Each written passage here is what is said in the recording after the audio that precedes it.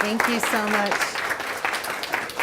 It is truly an honor to be here at the University of Oregon. I've had a whirlwind day. It's been a lot of fun, and Oregon has a special place in my heart because it was the last time I was here was 12 years ago. I was actually in a different level of capacity. I was throwing things at Hayward Field, so I was a shot putter. So the last time I was here, I was competing in the Pac-10, now it's Pac-12 championships for USC. So it's an honor to be here, and you guys have an excellent program. I've had a wonderful time.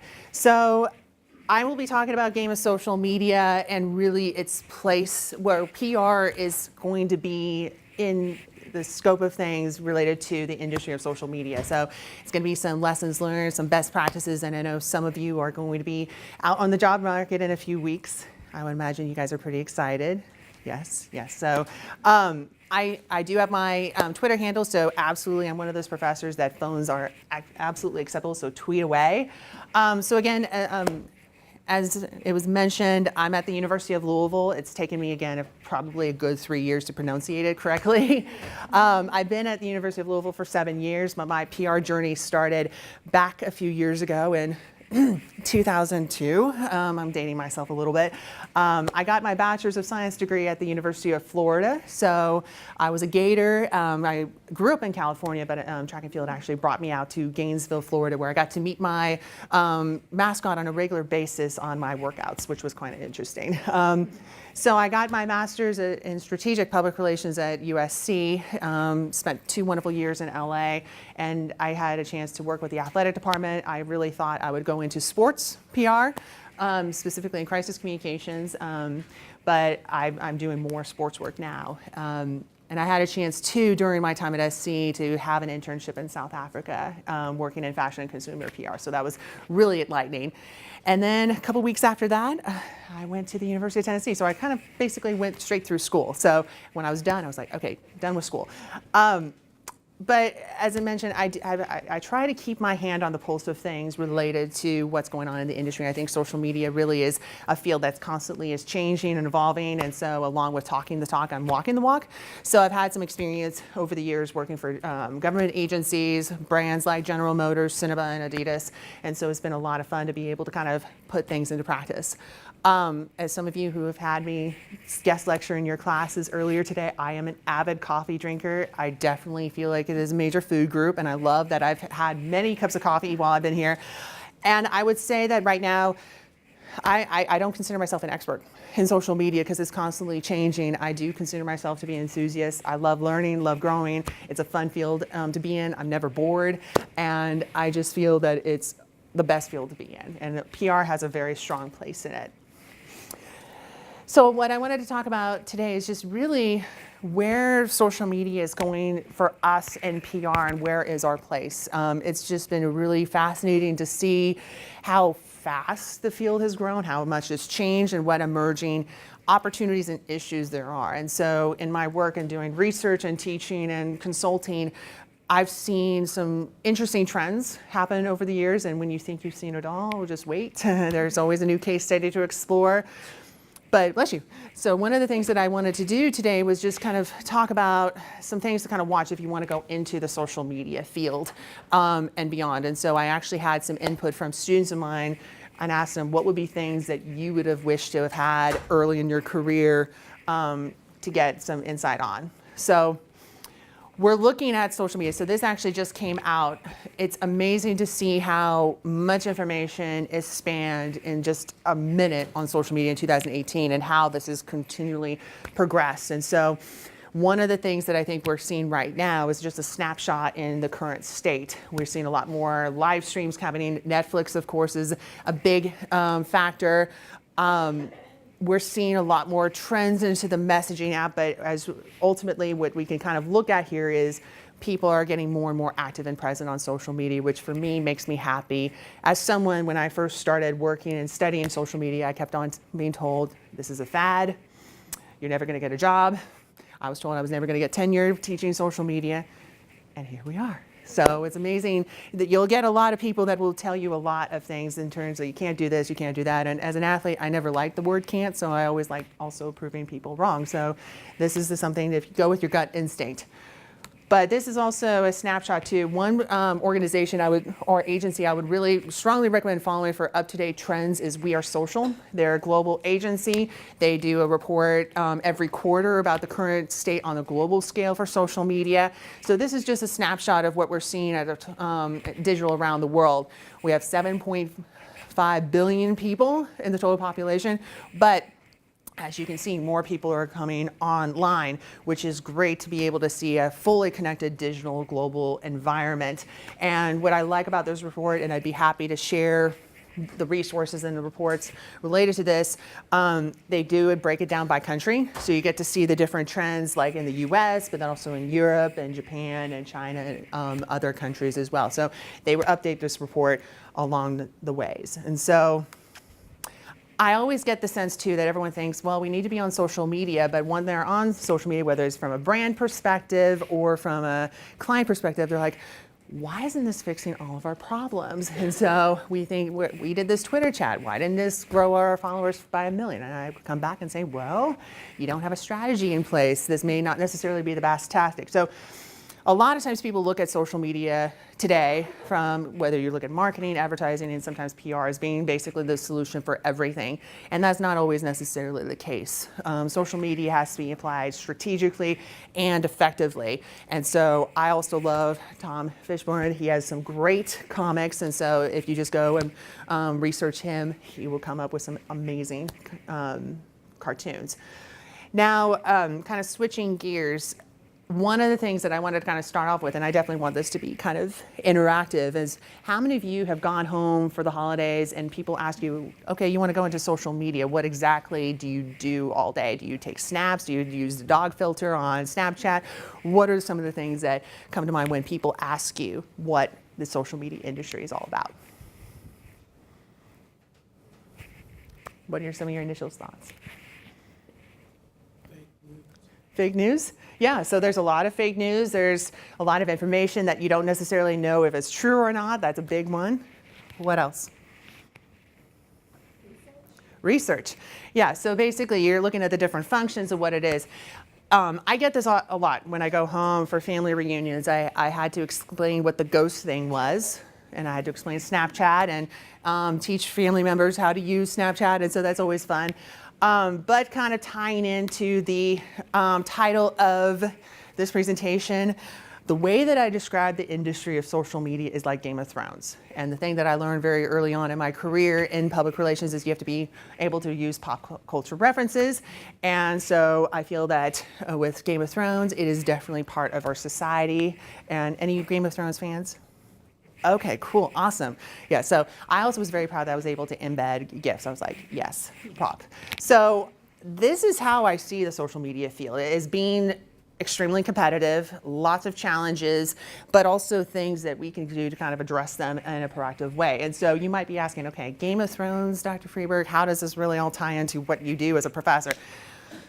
Every step of my career, I've had to overcome obstacles, and being here as a PR game changer speaker has really been a true honor, because in every step of my career, whether it's research, practice, or teaching, I've basically had to overcome some of these challenges in addressing social media.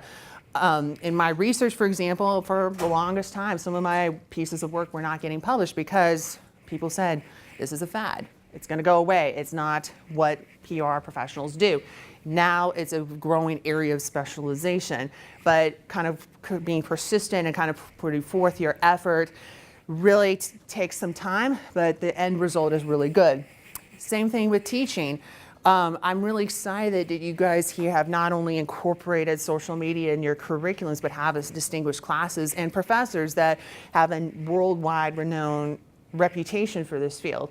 And I've been able to connect over the years with one of your professors, Kelly Matthews, and she was actually one of the first professors that really, for me, as I was starting out teaching social media at the University of Louisville, helped me out tremendously. So you guys are very, very fortunate to have her and the great group of professors like Autumn and Dean and Donna Lynn here with you. And so from a practice standpoint too, it really comes down to where social media falls in terms of responsibilities.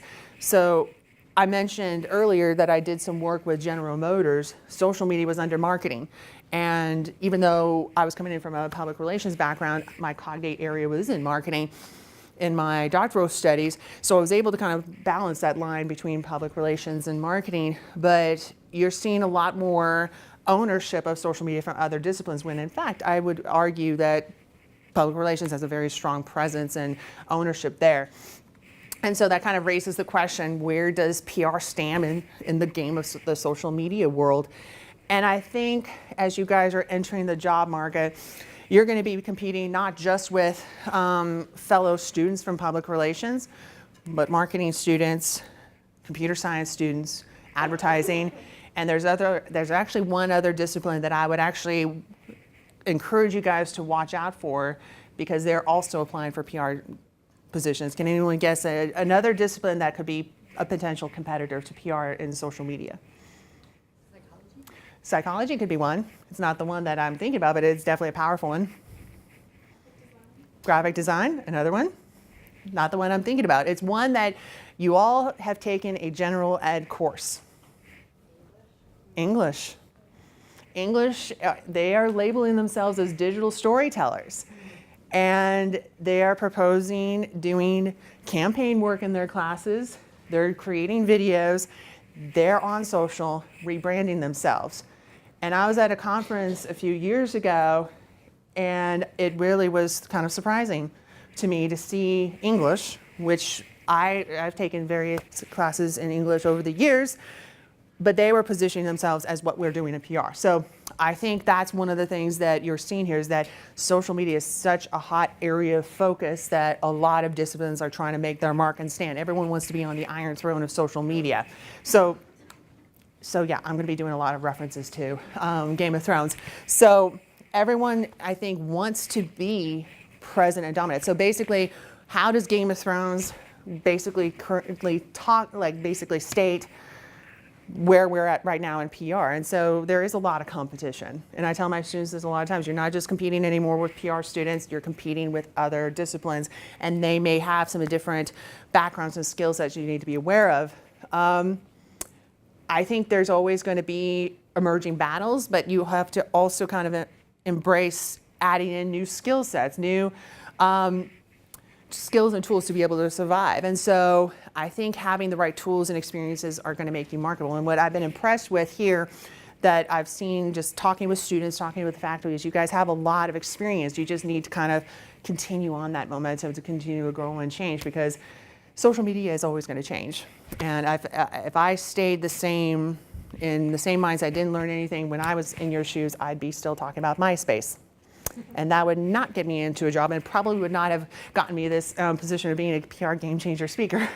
So I think also too, the other thing to keep in mind is that sometimes the odds are up against you. And as speaking of someone that was told quite frequently that the research I was doing, the teaching I was doing, was not going to basically make an impact on the industry, you want to kind of take that into consideration on what are the expectations related to what a PR professional should do. I mean, they're constantly evolving, constantly changing. And I know from a professor standpoint, there have been some various perceptions on whether or not we should be on social, interacting with students online. And so I know what I've tried to do is basically be the guinea pig. I'm like, I'm going to experiment. I'm going to see how this works, see if it works. If it's cool, great. If it doesn't, I've learned something. So I think that that is something to keep in mind. And so the other thing that I think too that is kind of challenging for us today is that where there's so much going on, we're doing a lot more with less. There's a lot more, expectations that are coming forward with us. So that's been something that I feel like with my research that I've really wanted to address, those real problems, because I do think that there is somewhat of a crisis that we're dealing with in this issue with balancing the differences between the practice of public relations, what should be practiced, and then also what should be taught.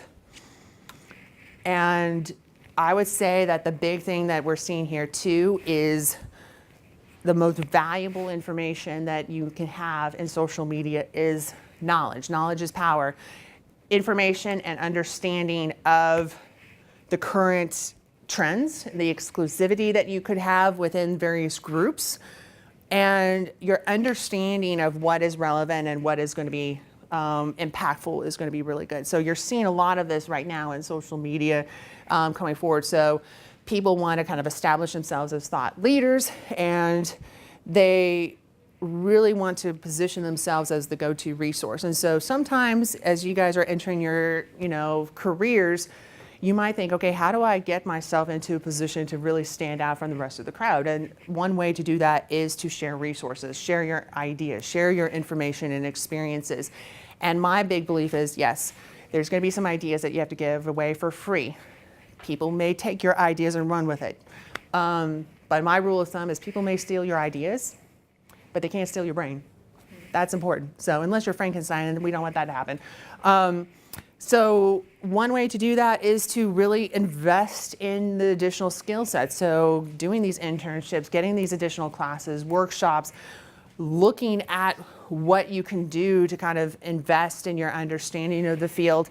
And I think certifications are great. And a lot of these certifications are free. Google Analytics, Hootsuite, and BrandWatch is another tool. And I recently was in Boston to help out with a lesson with HubSpot. And so HubSpot is actually launching a new social media certification later this summer. So you just want to continue with learning. So learning doesn't stop when you are basically walking across that stage, getting your diploma. This is a field that you constantly have to adapt. One thing too, love White Walkers. Trolls are always amongst us. And what I mean by that is, in social media, whether you're a professional or entering into a various position, you're always going to have people that will encourage and like you for what you're doing. But then you also have those detractors. You also have people that basically what you say and do online may not necessarily be what they are liking, and they basically will be trolling you. And that is something, that was a lesson that I learned very early on as a student athlete. I was very active online. This was before the age of social media. But it was a lesson that I realized you want to build up your tribe, you want to build up your community of supporters, so if you do get some detractors that come forward, you need to be prepared for that. And I think it's also important to kind of evaluate their reasons. Do they have a valid reason why they don't like what you're saying? And just how would you handle that appropriately, and how can you protect yourself? So these are just some things that I think are really important for us to address here. And of course, formulate your own dragon glass. So again, as I mentioned before, I'm using a lot of Game of Thrones references, but I think it is important in social media, not only about what you know, but basically what can you add that's valuable to others. And this comes forward with how do you gain these partnerships and collaborations. And so every person in this room has a powerful presence on social media that you can create your own partnerships and collaborations. So the partnerships that I was able to get with General Motors, and I had a partnership with Cinnabon, all of these were not necessarily based on my research, but what I was doing on social media, particularly on Twitter, what I was blogging about. And so what you can look at here is that social media can open a range of possibilities, and you don't want to limit yourself on what you can and can't do, because there's always room to grow and be able to kind of explore partnerships. So the one partnership I'm still waiting for is a sponsorship by a coffee company. Still working on that. But I think, yes. Yeah, so I think that what you want to do is kind of figure out if there's any brands that you feel would be best matching what you're doing in social media. If you're interested in fashion, have you approached working with fashion brands? Or if you're working with sports teams, have you thought about approaching them? And the big thing that I would recommend here is that it doesn't hurt to ask, because what's the worst thing that you could see happen is you might not get a response, or you might get no, and at least you know essentially what the result is. But if they say yes, you could open up a huge opportunity. And that's what happened with my experience with Cinnabon. The Cinnabon is a great example of a very strong brand on social, and they're wanting to participate. They want to help people kind of formulate those partnerships and be part of their community. And so, of course, I feel like, well, Cinnabons, I mean, I have to have a Cinnabon for research purposes, right? So got to understand the mindset of it, what it means to have a Cinnabon. But it is about kind of feeling out which brands work best for you. And so you can, in your own way, become your own influencer and be able to formulate those partnerships. So as I mentioned before, I've done some work with some sports teams and some sports brands, and it's all resulted in the relationships that you're able to provide. But keep in mind, it's not only what you know, but who knows what you can do. And so you don't want it to be basically a hard sell. You don't want to go to a brand and say, I want a partnership. You want to think about, what can I offer this brand that would be of value to them? So my take has always been, as a professor, I basically say, I'm here doing research. You need help with research? I can do that. You need to bounce around ideas or what you guys need to do from a social media perspective? I'm here to help. And from a sports team perspective, I've been able to help out writing content to kind of raise awareness about the work that they're doing and creating content. So it depends on what you could do to provide value that is unique, that they really want. And a lot of times these brands, they want content and insights that could help them better understand what they're doing, but also amplify their work. So again, I think it's important to kind of look at the content realm as a great possibility. So I also think too, you got to have a community to back you up, or a dire wolf. So my family has an Australian Shepherd, and so we kind of joke that she's like our dire wolf. But you want to have a community to back you up as well on social media. And so you want to foster relationships with others that you feel and that they view too with social media. And you guys have a community here at the University of Oregon. Connect with each other online, support each other, share articles, and so you're kind of building up that base. So when you guys graduate and enter the workplace, you have that network in place. But I think too, in your community, you also want to be viewed as a resource for sharing ideas, sharing perspectives, and mentoring others. And so I'm a big believer of paying it forward. So I love working with students and being able to kind of bounce around ideas of what can be done for the future, because you guys are the future of the profession. And I'm really excited that you're in this profession doing some amazing work in the field, and there's a lot to kind of look at that. You can create your own community as well. I mean, that's the beauty part about Facebook. Facebook is prioritizing Messenger and groups, and so you can create your own community where you could then kind of help foster that community as well. And so it's all about exchanging and sharing ideas to build your best advocates. And so I don't have a dragon, but I know with, of course, Daenerys in Game of Thrones, she is known for her dragons. But that's a big thing too. One of the major themes that I've heard today throughout the classes and students that I've talked to is, how do you create a personal brand in the social media age? Do you have to be 100% personal or 100% positive in your professional activities, or is there a mix? And really, how do you become known? And so one book that I would strongly recommend you guys looking at, and it's available on Amazon, Kindle, is Mark Schaefer's Known book. Best personal branding book out there on the market. Very hands-on, very applicable, especially for those of you who are like a junior, senior. Highly recommend, but if you're a freshman, sophomore, it would be a great start. Building a personal brand balances both the professional aspects of what you're doing, but also basically making sure that you show people, yes, you're a human being, because there's a lot of people that feel that they have to be 100% positive. I know in my approaches, I basically do a little bit of time to kind of showcase, I'm a person, I share coffee memes, I love Angry Birds, but that again makes me human.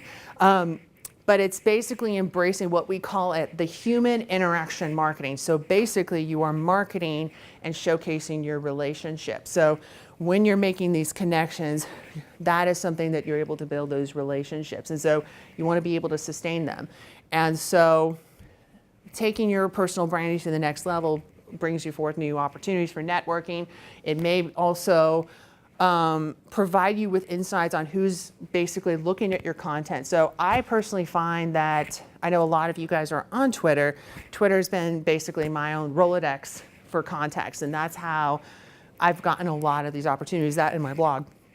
But my students have found useful insights with Twitter for finding internships, for connecting with industry professionals, to really making an opportunity that was not necessarily available to them before being on social media. I think the other thing here too is, do not go for the hard sell. And what I mean by that is, how many of you are basically in the process of applying for internships and jobs? Okay, so a few of you. So one of the things that I would recommend is, don't basically approach someone saying, I need an internship ASAP, hashtag time's running out. Not necessarily the best thing that you would want to do here, but you really, again, want to research and really look at the people behind the brand. look at where they're coming from and approach them and say, you know, I'm really interested in this passion. I'm a student. I'm willing to learn. What you're doing is very inspiring. Could we talk? Maybe do a Skype call or meet in person for coffee. Coffee meetings are probably the best thing ever, but I'm biased. I like coffee. But also to don't stalk and steal content tax. I see that a lot. It's basically you don't want to go and basically have contacts for the sake of contacts. And so if you're trying to reach someone on social media, whether it's LinkedIn or Twitter, you want to basically approach them for the right reason. If you're just approaching them just for their job title, it's probably not necessarily the best fit. And then the other thing too to keep in mind is actions speak louder than tweets and social media updates. So it's one thing, I think, in Game of Thrones to say you have dragons, but it's another thing to basically come up with this entrance and say, boom, I have a dragon, and basically have the mic drop moment. So I do think that there's a lot to say here, and I think one of the things too that a lot of students come forward, they're like, oh my gosh, there's a lot of people that have tons of millions of followers. They're basically showcasing all their world travel. So we do put like that filter on social media a little bit about what it's like to be online. It's all glamorous, etc. But again, there's a lot of people that are only showing one side of social media for you. But there is a lot of people that do the fake it until they make it. It's better to be authentic because that kind of ties back to your reputation and who you stand for. And I think too, the other thing that I talked a little bit about in the classes that I talked to earlier today is the whole rise of fake influencers.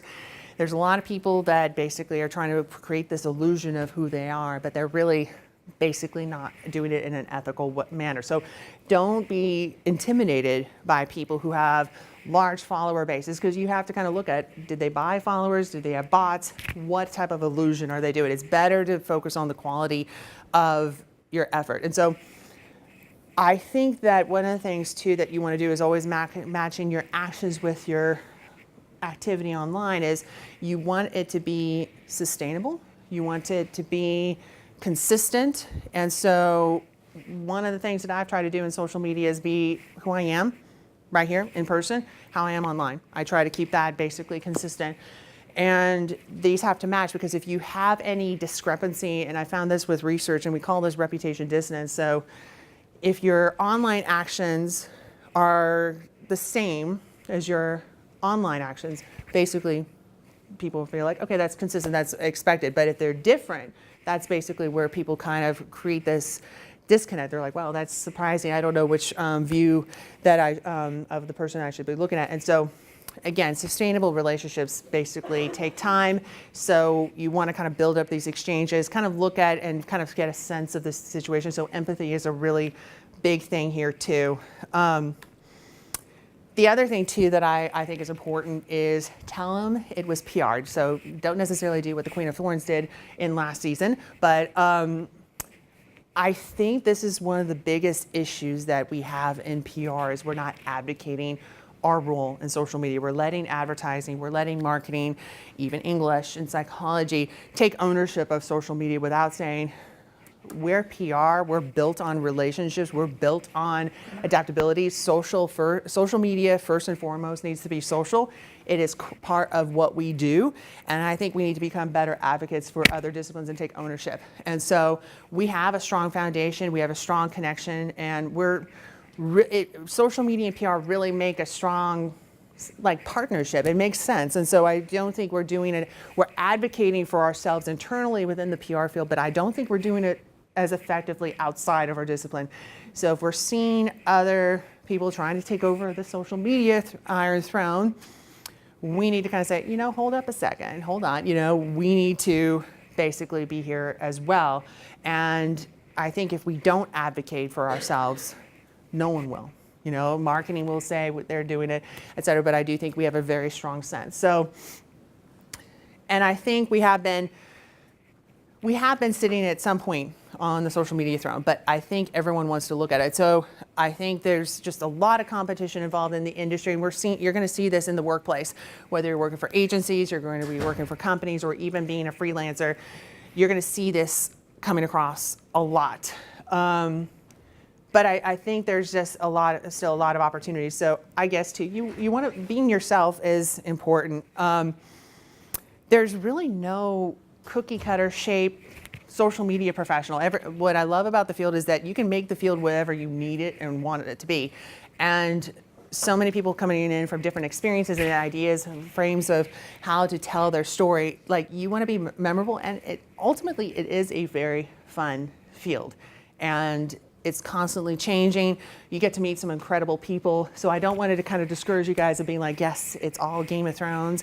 Very intense, very competitive. It is.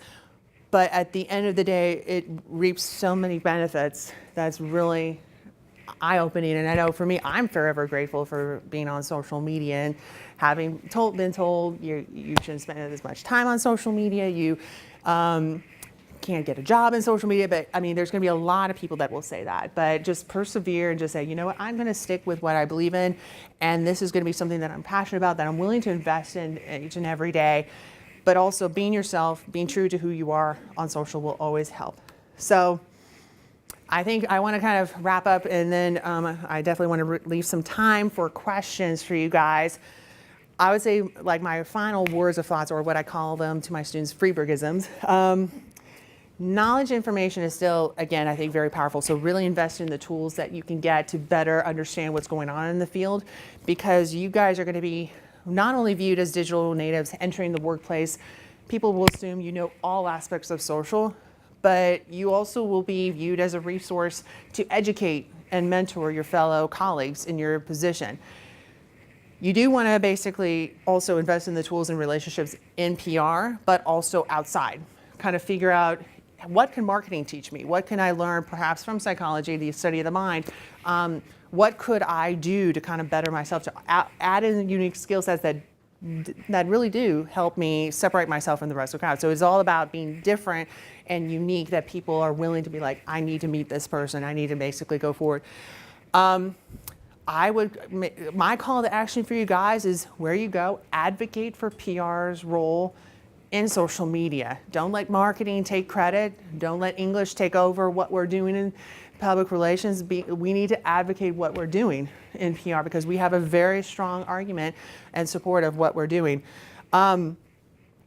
Definitely make sure that you identify your own skill sets. What are you passionate about? What are you interested in? And I think that's the thing that I love about social media, is you're able to go after your interests and dreams and figure out, how can you make an impact on the industry? How can you make a difference? And so that's always been one of the things that I've always inspired to, is make a difference in the field. And it's really rewarding to be able to do that and kind of see the impact on social media.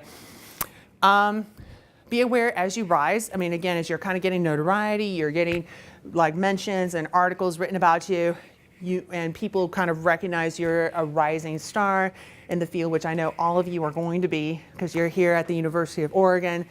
You may have some people that will be like, oh wow, this is so great, this is awesome, this person is the go-to person, but you might also have those group of people that may not necessarily have had the best time of, like they might have not had a good day, they might be a detractor. So you just want to have that balanced perspective.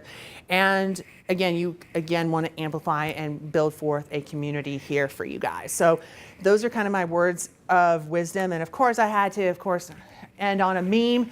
This is what I do. I talk about social media, I drink coffee, and I know things. So I will end with that.